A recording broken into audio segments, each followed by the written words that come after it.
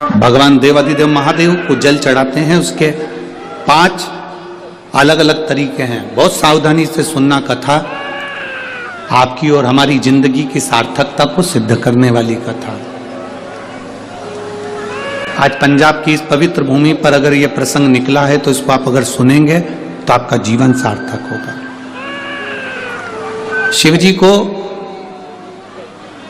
5 तरह से जल चढ़ाने का तरीका है।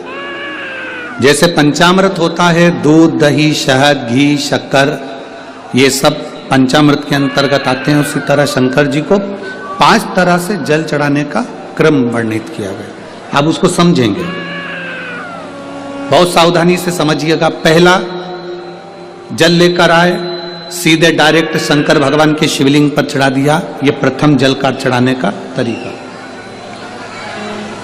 दूसरा,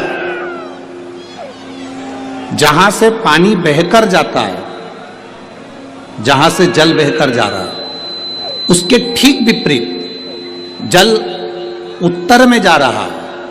आप दक्षिण में खड़े होंगे और दक्षिण में खड़े होकर उत्तर की ओर मुख करेंगे और शिव जी को जल समर्पित करेंगे। यह रोग मुक्ति करने वाला है और हमारे रोग पर हमें विजय प्रदान करने वाला। यह जल चढ़ाने का था। एक, सीधे मंदिर में गए, लोटा भरकर जल उठाया, शिव जी को चढ़ा दिया। दूसरा जल, जहां से पानी बहता है, शिव जी का चढ़ा हुआ जल जहां से बहकर जाता है, उसके ठीक विपरीत में शिव जी का जल इधर जा रहा है तो तुम यहां खड़े हो, तुम यहां बैठो, यहां मत बैठना, यहां मत बैठना, इधर बैठो। अगर रोग का निवारण है तो यहां बैठकर। तीसरा, अशोक सुंदरी से जल चढ़ाते चढ़ाते शिवलिंग तक लेकर जाना और शंकर भगवान के शिवलिंग पर पूर्ण जल समर्पित करना। यह तीसरा तरीका। यह कार्य की सिद्धता के लिए। हम जब किसी से आस न लगाकर परमात्मा से विनती करते हैं तो वो विनती करने का तरीका।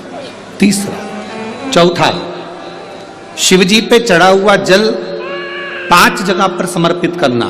गणेश जी, कार्तिकेय, अशोक सुंदरी, शिवलिंग और जलाधारी। ये चौथा क्रम है। जब जिस नारी का, जैसे एक पत्र है, देखिए,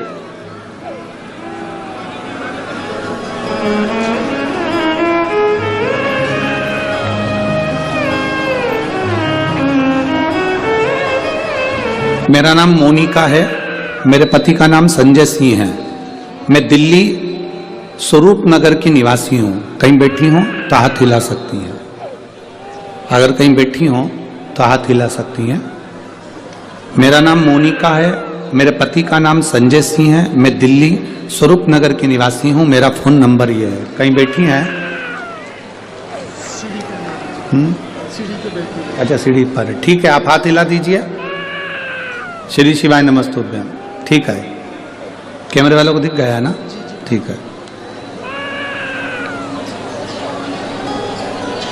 भोले बाबा की कृपा का मैं क्या वर्णन करूं गुरुदेव। आप जो जल चढ़ाने का तरीका वर्णित करते हो, अगर उसको नियम से धारण करने वाला व्यक्ति होता है तो बाबा सुनता जरूर है। गुरुदेव, 2013 में मेरी शादी हुई, मुझे संतान का सुख नहीं हुआ। 10 साल हो गए, औलाद नहीं हुई। दिल्ली का एक हॉस्पिटल जिसको हम दिखा सकते थे, अच्छे से अच्छा डॉक्टर जिससे हम जांच करा सकते थे, उसके अनुसार हमारे को संतान का सुख नहीं था। आयुर्वेदिक डॉक्टर, अंग्रेजी दवाई, होम्योपैथिक सब कराई, IVF भी कराया तो भी संतान का सुख नहीं आया। आखिरी में डॉक्टर ने कह दिया, इधर उधर मत भटको, तुम्हें संतान नहीं होगी। जिसने जहां कहा हम वहां पर भी गए, गोदी भरवाई, झोली भरवाई, पर संतान नहीं आई। गुरुदेव, मेरे बाबा की कृपा किसको कहते हैं? आपने बेलपत्री के वृक्ष के नीचे जल चढ़ाना, उसमें से जल बचाकर शिव जी को समर्पित करना, सफेद आंकड़े की जड़ का प्रयोग करना, ये बताया था। और मेरे बाबा की कृपा से मेरा गर्भ ठेरा। मेरे बाबा ने मुझे आज 10 साल के बाद औलाद दी है। मैं उसको यहाँ प्रणाम कराने के लिए लेकर आई हूँ, उसको नमन कराने के लिए लाई। बच्चा लाए हैं क्या साथ में? बाबू को लाए हैं क्या? नहीं लाए? ठीक है, मैं प्रणाम करने के लिए लाई हूं। गुरुदेव, बाबा बाबा है, बैठिए बहन, शिव तत्व है। एक जल चढ़ाने का तरीका, शिव जी को हम जो जल चढ़ाते हैं उसका एक तरीका भी हमारी जिंदगी में अगर हमने उसको स्मरण में रख लिया तो हमारी कार्य की सिद्धता को सिद्ध कर देता है,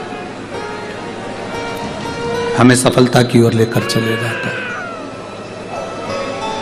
सीधे जल चढ़ाना, दक्षिण में बैठकर उत्तर की ओर मुख कर कर जल चढ़ाना, अशोक सुंदरी से लेकर शिवलिंग तक जल चढ़ाना, 5 स्थान पर गणेश, कार्तिकेय, अशोक सुंदरी, जलाधारी, शिवलिंग पर जल चढ़ाना 5 स्थान पर, ये चौथे नंबर का। और 5वां जल समर्पित करना,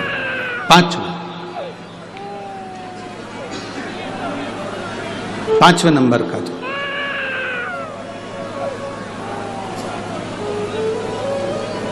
शिव जी को 5म नंबर का जो जल आता है, जो जलाधारी है, ऊपर जिसमें पानी भरा रहता है और नीचे एक एक बूंद टपकता रहता है, जलाधारी में जल समर्पित कर कर उसी जल को बचाकर अशोक सुंदरी वाली जगह पर थोड़ा सा चढ़ाकर उसी में से जल शिवलिंग पर जब हम समर्पित करते हैं तो हम जिस कार्य के लिए जा रहे हैं वो कार्य सफल होता है।